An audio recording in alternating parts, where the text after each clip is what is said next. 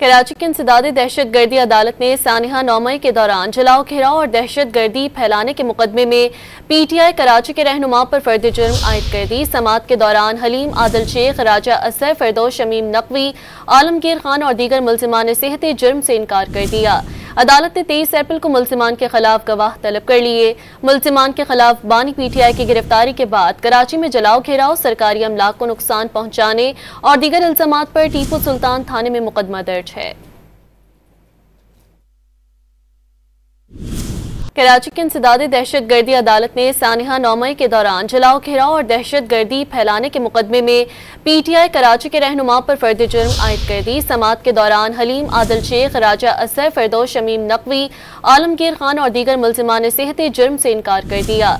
अदालत ने 23 अप्रैल को मुल्जिमान के खिलाफ गवाह तलब कर लिए। मुल्जिमान के खिलाफ बानी PTI की गिरफ्तारी के बाद कराची में जलाओ घेराव, सरकारी अमलाक को नुकसान पहुंचाने और दीगर इल्जामात पर टीपू सुल्तान थाने में मुकदमा दर्ज है।